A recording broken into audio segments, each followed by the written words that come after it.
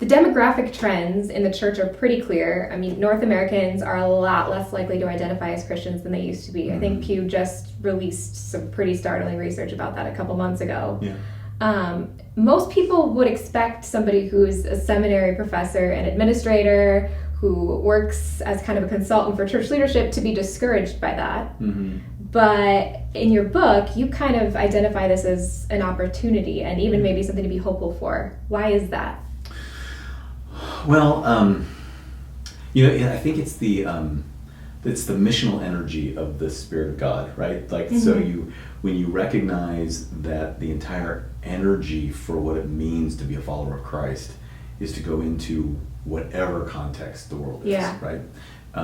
That's been geographical in the past, Judea, Samaria, the uttermost parts of the world. Now I think it's different contexts, different cultures, different places, mm-hmm. different.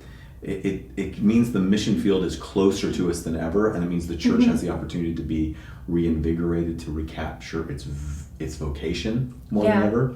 And I do think there's something about that is energizing, at mm-hmm. least to me. It's painful. I mean, that yeah. would be clear. Growth is pain, change is pain. Yeah. But it's not hopeless, and it's mm-hmm. certainly not despairing. It's a great challenge and a yeah. great opportunity. So. Yeah. The idea of the mission field, mm-hmm. people typically think of that as pretty different yeah. than what it is to be in a church mm-hmm. domestically. But you're kind of saying the mission field and the domestic church, typical what you would think of as Sunday morning preaching kind of thing, are being blurred together. Can you yeah. talk a little bit about what it looks like for a church to be a mission field? Yeah. So if you think about the fact that the church has always been a people on mission, right? It's mm-hmm. always, the thing to recognize is that the church is, if you would feel, it's the incarnation of the Spirit today. Mm-hmm. It's the presence of Jesus in a community. So for what I would call the Christendom world, the world where the culture supported Christianity, then its reason for being so was to be, I think in many ways, like Jesus' healing presence and teaching presence mm-hmm. and comforting presence, and to be with people who were primarily thinking of themselves as part of a culture that was at least nominally or residually Christian. Sure. Today, to be in a place where that residual and nominality is gone, that sense of the culture supporting Christianity is evaporating. It means that now the vibrancy for a church is really its own reason for being. Why are we here? We're here not just for ourselves, but yeah. we're here for ourselves to embody the presence of God to our neighbors. And yeah. so, I mean, to me, the most powerful part of Jesus' ministry, the most disruptive thing, is probably the most basic thing. When Jesus was asked, what's the greatest commandment? He gave 2, not 1. Yeah. Right? And so he quotes the Shema, you love the Lord your God, mm-hmm. and then he says, and like it is the first, love your neighbor. Well, now the church exists for nothing else but that. Yeah. How do we become people who so love God deeply enough that our neighbors get to see the embodiment of God's love to them? And that gives us a much more immediacy for the church that I think needs to be captured. And that's also very different than, at least in an American context, what I think has tended to be how we think about church in the last maybe 20 years, mm-hmm. where it's a bit consumeristic. Like mm-hmm. you are coming to the church to be fed, but there isn't as much of an expectation of you saying, now I am going to overflow with what I'm being fed in my community. Yeah. So think about if in a world where one of the ways somebody said it, that it's harsher than it means to be, but it makes the point. What does it mean to be like, if the church was a vendor of religious services, right? Or a vendor of life services, like we are here to offer people resources. Mm-hmm. That's really different than we're here to be a community that embodies the presence of God, that embodies the greatest resource is God's own presence in our midst. Yeah. So how do we embody that in this world where people may not show up, may not get it, may not care about it, where people don't necessarily move into a town and think, now which church are we going to go to this time? That one of the big shifts of the millennial generation is that folks who were part of the church are leaving the church, and that the ordinary developmental steps that would, even if people left for a while, they'd come back, are not being replicated. And so what you have now is you have to have a much more compelling reason to be church, like to be a community of people that has a sense of vocation. Mm-hmm. I mean, I do think it's a sense of our primary, what is our reason for being? We're to be the embodiment of God's love and hope for the world. We're to be part of a community that demonstrates, that is the fulfillment of the prayer. Yeah. Your kingdom come, your will be done here on earth, in a very particular part of earth, like your neighborhood, your place, your space. There's an urgency to that that is exciting, I think, because it asks you to be more than, not than what maybe we were always supposed to be, but then what we were thinking of ourselves as needing to be for a long time. Yeah. It also does ask church leaders to do and be things that probably they weren't really prepared for. And that's something that you talk a lot about in Canoeing the Mountains. And what you call for is adaptive leadership. Can you just explain what adaptive leadership is and how it's different than the kind of leadership that a church maybe would have asked of a pastor in the past? Yeah, so a group of folks at Harvard, led by Ronald Heifetz and Marty Linsky, developed 20 years ago now the whole notion of adaptive leadership for describing a kind of leadership that goes into a rapidly changing world. So where expertise cannot be counted on, right? So technical problems are problems experts can solve. Yeah. And for most of the Christendom world, when Christianity was supported by the culture, what you needed was the churches and church leaders to be experts with the scriptures, experts with understanding the souls of people, the community building, caring for people. We still need all those skills. Sure. Those things don't go away. Those are really important. But now you're talking about when you live in a world where you've been trained to basically preach or run programs or do pastoral care, and now people aren't showing up for your preaching. They think it's great those programs are going on in town, but they don't necessarily touch me. And they may not even reach out to us for pastoral care because they're not sure that they need it or deserve it. Right. So what is the adaptation we have to make?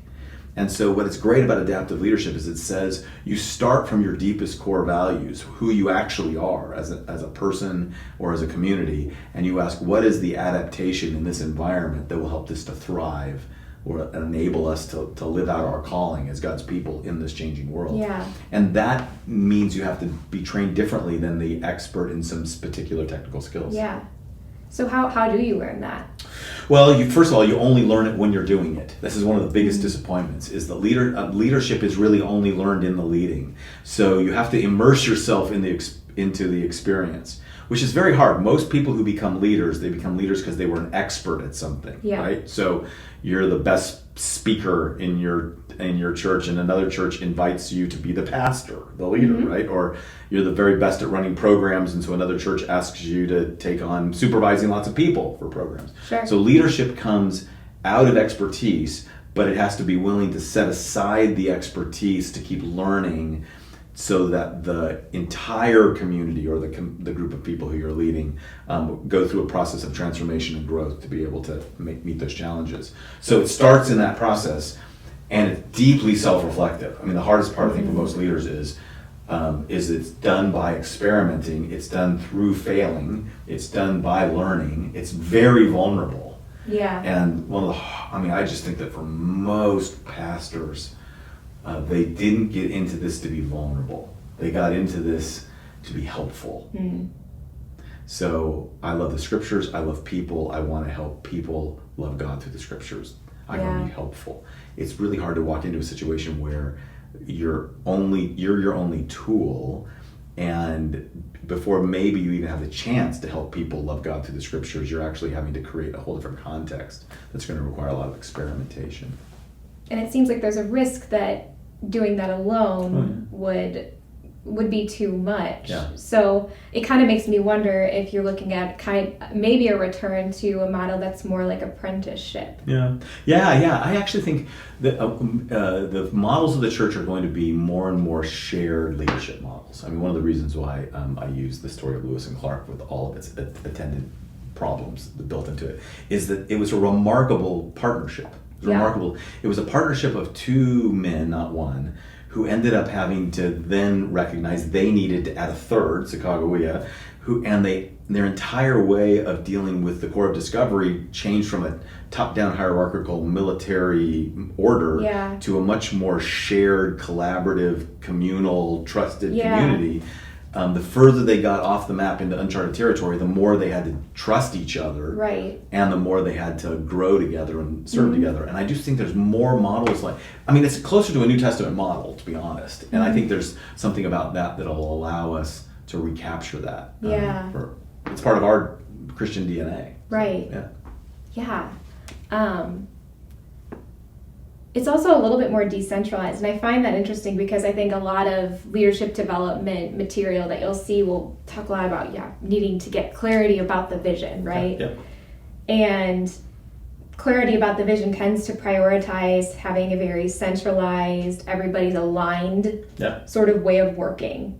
But what you're talking about is actually kind of decentralized, and maybe people are still aligned because we do still have a core DNA of Christ, of the Bible, but certainly not the kind of alignment that you would typically expect people to be saying is the embodiment of the ideal organizational structure. Well, so here's an interesting thing. The more decentralized you want to be, the more collaborative it needs to be, the more at the core there has to be clear alignment, right? You actually, so it's no longer, so what's changed is that alignment is actually now in the mission, not the person, right? So it's not a matter of, hey, get the person who's going to be the leader, that leader sets the vision perfectly and we all just salute and go. Right. It's that leader works with a group of people to discover the sense of this is ours to do. This is our work. Yeah. And so and this work should be done even if we weren't doing it. So this is really ours that is bigger than any of us. And the leader's job is to create the environment where the community of people who are charged with the mission are committed to that mission. Yeah. So I would say the leader's job, whoever the people are who are the authorized leaders, their job is to be custodians of that vision and those values and the process for that change. Yeah. So it's not just an open, ambiguity is an enemy of change. You need clarity. Yeah. But the clarity is no longer about a personality. The clarity is about something that is shared, actually. Yeah, I like that a lot. And it also gets at a lot of problems I think churches fall into, right? Where either you have a kind of cult of personality situation, and then that also means that if that person who is at the center of that leaves, things can kind of fall apart. Yeah.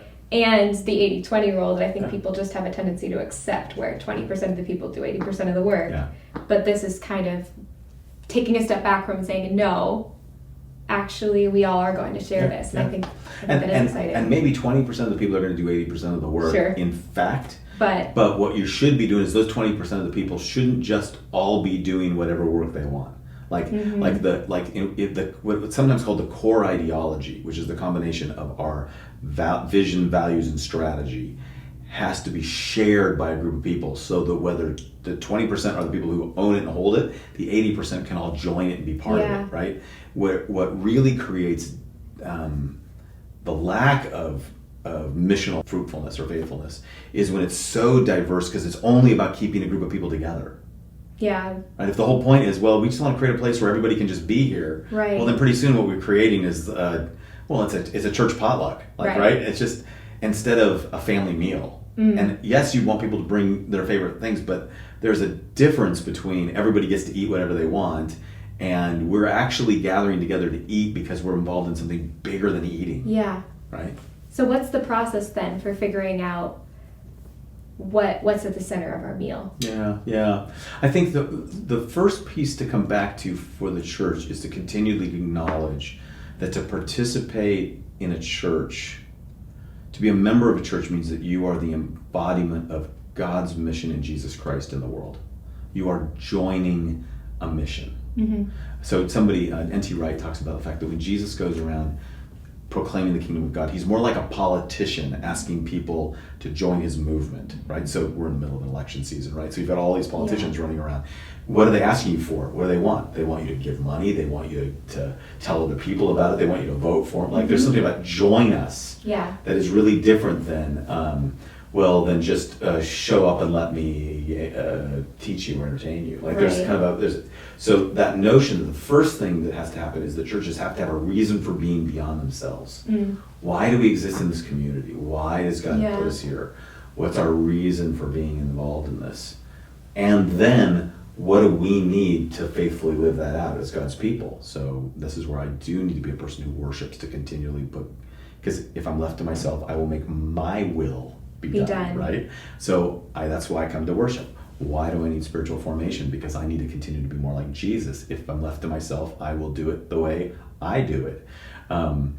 Why do I need to be part of a church that's more diverse than me? Because if you leave me alone, I will just hang out with people who are like me. Right? So the body of Christ becomes the possibility of God's demonstration in the world when it lives into that mission.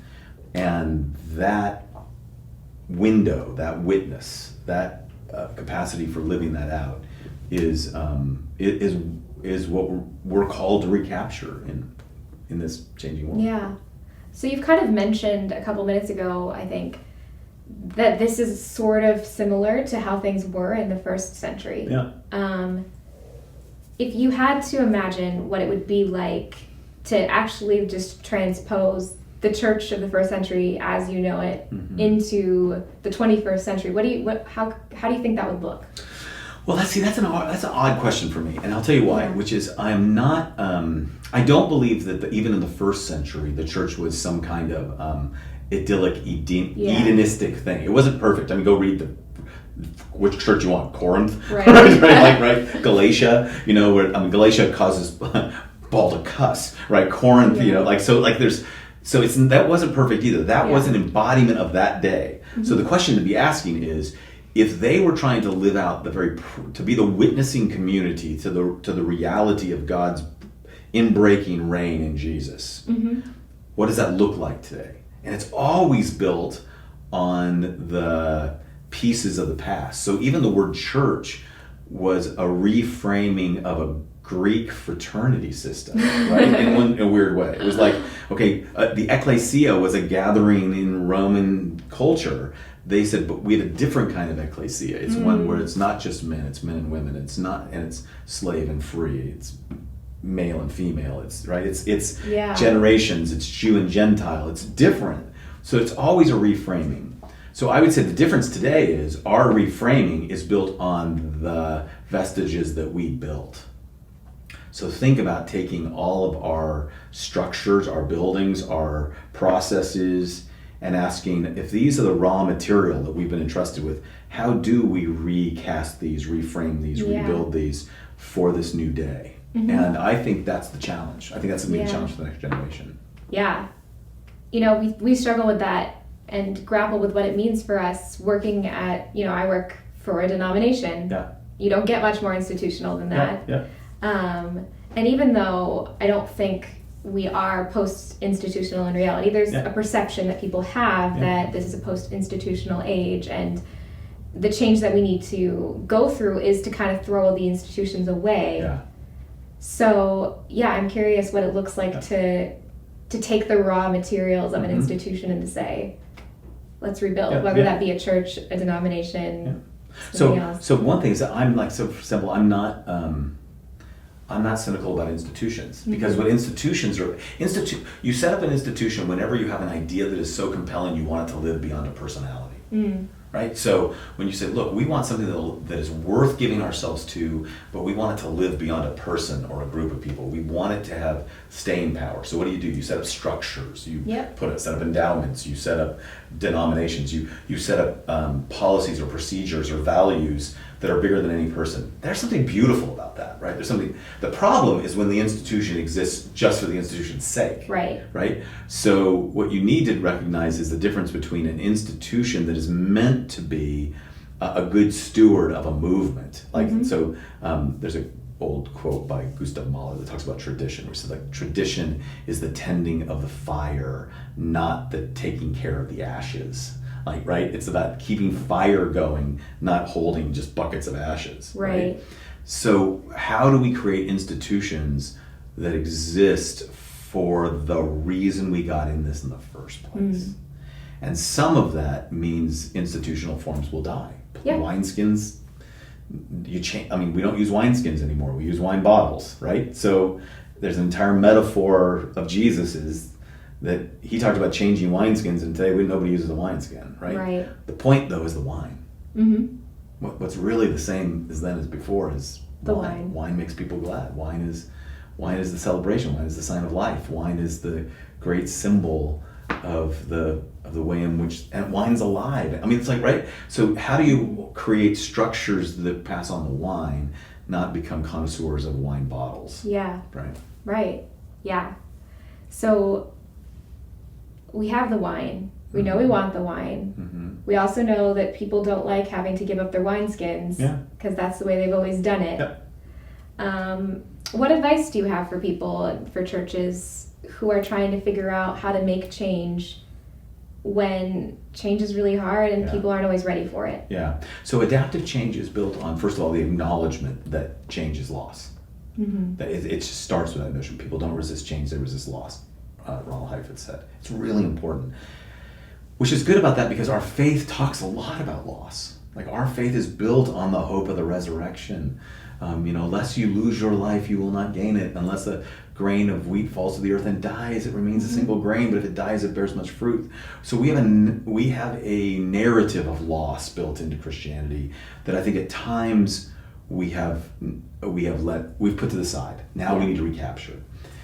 The second part about that is it's really helping people realize that what you're losing is you're never losing your identity.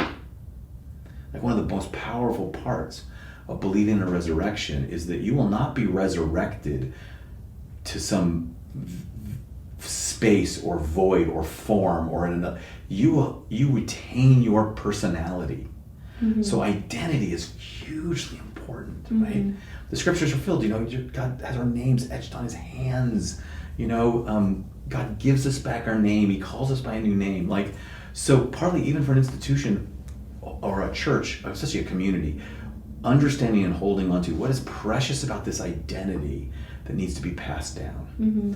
And this is a place where I think we would do better to keep spending more time with our Jewish brothers and sisters because, the sense of this enduring people that was really about if you have 10 Jewish people who will gather, you have a synagogue. If you have a group of people who are gathered together, holding up the word, you have a community. That's powerful to me. The vision of Moses saying, "Teach the children." The powerful stories that came out of World War II. Jewish folks going into the ghettos and then into the concentration camps, teaching the Hebrew alphabet to children. Because what matters was that you passed down our beliefs. Yeah. There's something about all of that no matter how it changes, that is what has to be held and what has to be passed down and stewarded. And I think when people start caring more about wineskins than wine, I think they've lost the taste for wine. They become collectors of bottles, not people who get a taste and see the Lord is good. So. Do you think we've lost the taste for wine? In some places we have, yeah. I think we have. I think, what's interesting about the wine story, it's an acquired taste, right? Yep. But it's also, alive, and it takes, if you think about it, a group of people who have to have a skill, a trade, a craft, to keep it alive. It takes a lot of levers. One of my favorite authors is Wendell Berry. Wendell Berry talks about agriculture and eating and farming. It's very easy for us to become almost idealistic. I had a conversation once with a famous writer who talked about that the church has become too organizational. So I said, yeah, but have you ever talked to a farmer? They don't just get to plant. They got to also build fences and deal with markets, and they got to figure out how to create stuff that will last in every season. The church needs to have such a passion and taste and hunger for the wine, for our food, for it's bread and wine. Those are the two things, right? That it also decides that it's going to create the structures that it's going to keep that alive and pass that over, and it's got to be both of those. And I think leadership in the church has to own both. You have to. I would say that the challenge for any of us called into church is you have to love both the wine and the wine business, if you will. And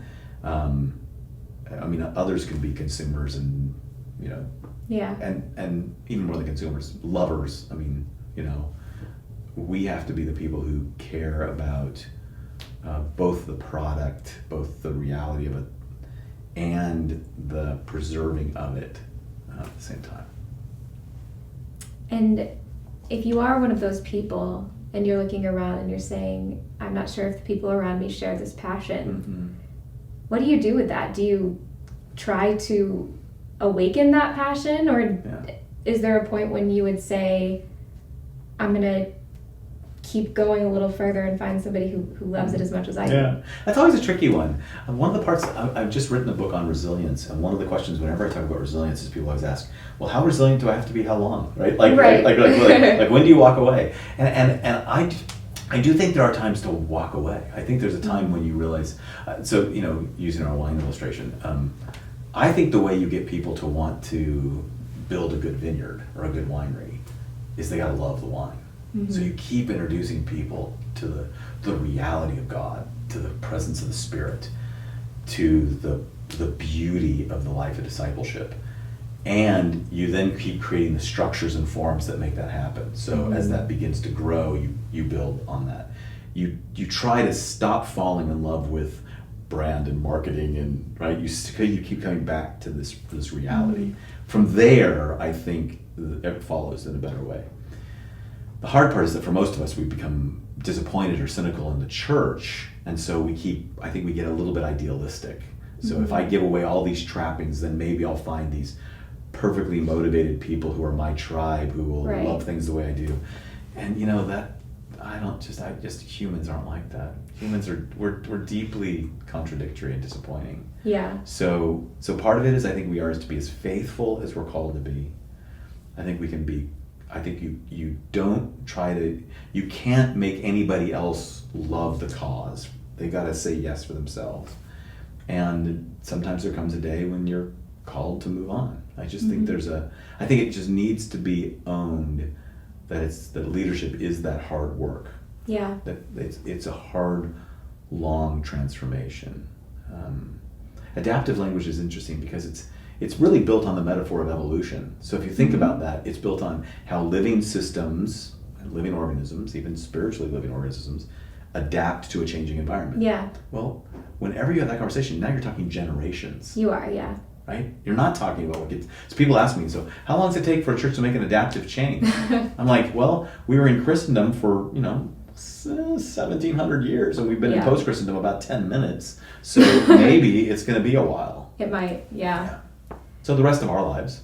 Right, and I think that's okay if we get comfortable with that reality. But I do like that metaphor. I was a linguistics major in college, and one of the things you learn is that language is always changing, and if it's not changing, that means it's dead. So Latin is a dead language. Yep. The reason why a lot of people will prize it is because it's so dead that it can't change. So the grammarian who just craves consistency, a system that everybody always follows the rules and the rules are clear. Yep. The only way that you can truly have that is for the system to not be used by anybody. Yeah, there you go. That's a beautiful illustration. So when things are alive, they're changing, which also means that you're experiencing the loss of things going away. Right? You are. So, and I think that's living in that reality, and that's just part of life, right? Like that is learning how to think of the church as a living system. That has a reason beyond itself, that is about growing and producing fruit. I mean, this is why that vineyard illustration is always so important to me. Like, Israel was the vineyard. We were to be the people of God are to be the people who produce the fruit that makes the world glad. Like, we exist to bring life and celebration and joy, and to also live in the middle of how things are grown out of barrenness, struggle, long time, seasons. And I think it's significant too in that metaphor that there are seasons that those repeat and are predictable to an extent. Not truly predictable, but that in the fall it gets colder after the summer. Yeah, exactly. That's how things work. That's the rhythm. Yeah. And churches value that, and that maybe that's part of the DNA, right? Like we value that there's Advent, we value that there's Lent, we value these rhythms. Those can continue. Yeah. Oh yeah. The notion of, just think about the church calendar as a way of saying there's another rhythm of life to live by than the one that is built on either consumer cycles or product cycles or work cycles, or there's another rhythm we can live by, another calendar. And yet, so we are aware that we live in two worlds, right? So that itself can be really shaping and very formative. Yeah. So given that we do face some significant challenges, that we are going into this uncharted territory, when you look around and you interact with churches, what's bringing you the most hope? To me, the most powerful part is what's happening in the global church, the immigrant church, the African American church, the Latinx church. These churches, these different communities around the world that have vibrancy, that those of us who've been in the more dominant church are now realizing that part of our future is joining with that new birth, right? It's with that. If our future is giving up some of our dominance, our power and privilege to actually have vibrancy, life, and creativity. That's by far the most interesting thing. And wherever I see that happening in experiments in different places in the church, lots of places, I get invited to really broad different places. And what's interesting is how there are always small groups of people experimenting on the margins that I think, those experiments on the margins are actually going to end up becoming really huge someday, really important. Whenever the margins and what one person called the dead center interact is where you get creativity and innovation. And so for me, wherever I see that interaction, I'm very encouraged by. I think that is exciting. We have a lot to learn from the global church. And you saying experiments in the margins, it makes me think of, I interviewed your colleague Scott Cormode a couple months ago, and he talked a lot about that. It's been a very helpful tool for us even already, just to think about, when we're doing innovation, when we're doing change in general, which is often innovation whether we recognize it or not, I think, to try and do that in a smaller scale over to the side instead of going to the dead center where it has a habit of either blowing up too fast and not being ready, or being squelched by our fear of risk. So one of my favorite movements that I love hanging out with is the folks in Fresh Expressions, which came out of the UK. So out of the Church of England, they have what they call the inherited church, and then they have like the pioneering community. The Fresh Expression is, how do we take a small group of people who want to have a new expression of church that is supported by and given permission by a traditional expression that understands that it's probably not going to do this one really well. It's going to stay inherited.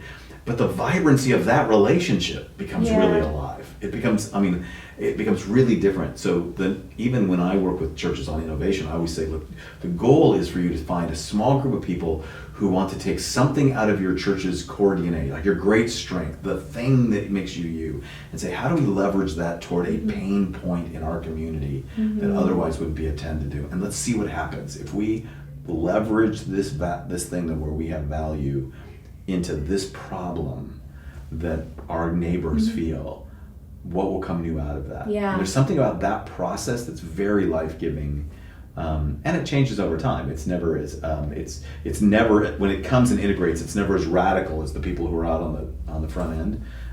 The core of Discovery, we're a pretty radical group of 30 people, but without them, I wouldn't be living in California today. Right. So there's these parts about that have to get worked out. So there are some people maybe that are called to be the radical, to be the pioneer, but that doesn't necessarily mean that everybody in the church now, because we're in uncharted territory, has to be at the front lines of the uncharted territory. Somebody has to live out the call. There'll be lots of different. One of the stories that I often tell, the Lewis and Clark story is fraught. It's really complicated, especially because of what happened to Native American peoples based on the back end of that and all that. So it's really, really difficult. And I think as a country, we're only still trying to understand it. That for all the great parts of the core of Discovery, the doctrine of discovery really exploited a lot of people. So recognizing that even when you're talking about something that is vibrant, there will be unintended consequences and there will be biases because we are sinful and because we are blind and we don't give a power much. Like there's all these things that are fraught. So if you talk about something like a Thomas Jefferson, right, it's really complicated. But one of the parts about Thomas Jefferson is he loved the American West. Yeah. And he had the most amount of books on the West. He built Monticello facing West. He was the one who had the energy for the Corps of Discovery. He's the one who had the vision for the West. He never traveled west. I mean, he was 60 when they left for the Corps of Discovery. He didn't go anywhere. But he hadn't had the vision for it, the resources for it, got them paid, got them supported, tutored Meriwether Lewis, etc. It wouldn't happen. That expedition wouldn't happen. Yeah. So there's different. I'm very aware that I'm 55 and that I have lived most of my life in training in Christendom, that I have been invited into this space that looks at post-Christendom, that I have been engaged in a missional conversation now since the earliest days, and though I still think we're just very beginning of it.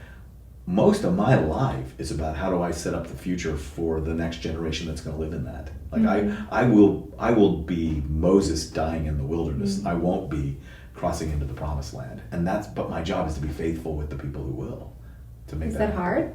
Partly, but it's my call, right? So the more I embrace my sense of calling, and I have adult children, including a daughter who's a pastor. So if I think my job is to set up the church that she will get to lead and that she will have a different voice than our generation had, that she will have agency and that she will be considered a different kind of leader, I can be pretty excited about that. When she preaches, I'm more excited than when I'm preaching. So it's there's something about that notion, and that's one of the reasons why I'm at a seminary, and it's one of the reasons why I spend so much time coaching and working with leaders, is that there's something about seeing my call as supporting those call that lets me participate in the larger body of Christ, right? So, and the larger people of God going back. One of my mentors just passed away this last year. One of the people who called me into ministry. His hands were on me when I was ordained. I know what it's like to have been the younger person, and I know what it's like to now looking when calling out the next generation. What gives me the most amount of hope is seeing that there's still that wave and that process continues, and it's going to be bigger than any of our institutions or initials or brands that's the work of the Spirit. Amen to that. Yeah. Is there anything that I haven't asked you about that you think is important for people to know about where we are now and where we're going? I think one of the biggest changes, I'm aware of this because of being at a seminary, is that it used to be you were trained and then you were sent. It's now, I think the model for leadership formation is going to be you are called to be trained and sent. And you're going to be sent and trained and sent. Like it's going to be a lifetime of continually learning and relearning. Which means it's not just going to be about the initials passed after your name or your title on the door, or whether you get heavy furniture or a platform, in your, a big office, or it's going to be about a process of continually learning. And that lifetime learning is important for a group of people who are called disciples. I mean, disciples are learners, right? So it takes us again back to our core, but it helps us also recognize that there's a change of expectation that we need to have if we're going to lead.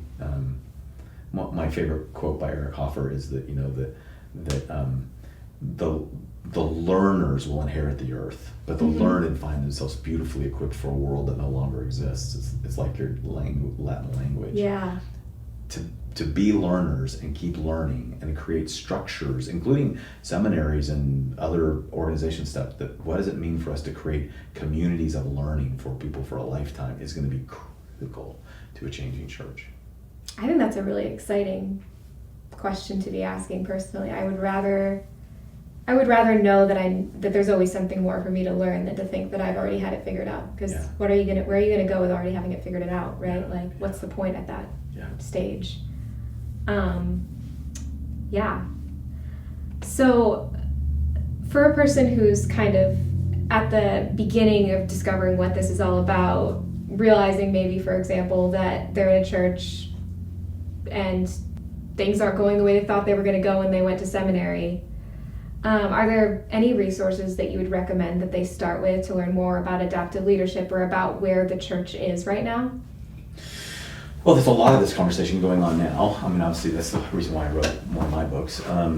I think the most important thing, even beyond reading books, is to enter into conversations. So I think one of the most powerful spiritual practices is the prayer of examen out of the Ignatian tradition. It literally asks us to prayerfully reflect upon our everyday. Mm-hmm. And I think for people to actually, with hearts of gratitude, asking God to show me where you're present, to then ask the question, so God, where was my consolation? Where did I experience the power of your presence? Where did I see you at work? Where did I say yes to it and experience the joy of participating with that? And really paying attention to that. And then to say, okay, God, where did I miss your presence? Where did I instead live out my own will instead of yours? Where did I live in what the Jesuits call desolations of missing the presence of God? Where was it my will, not your will? Mm-hmm. I think to have that prayer constantly is going to help us get in touch with. There's parts of the life of the church that are so life-giving we keep coming back, that we know it's there, we know it's important. But there's all this stuff that just feels like desolation, just feels empty. Yeah. That we just need to be able to say, how can we let some of that go? Mm-hmm. Well, partly the hard part is that what is desolation to you or me may be consolation to someone else. Yeah. So we have to wrestle with that.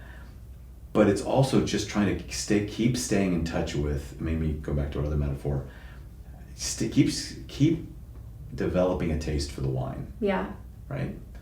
And then keeping open to the fact that that's not your wine to hoard. It is ours to share. How can we be as generous as possible? Mm-hmm. And then what gets in the way of helping us be as generous as possible?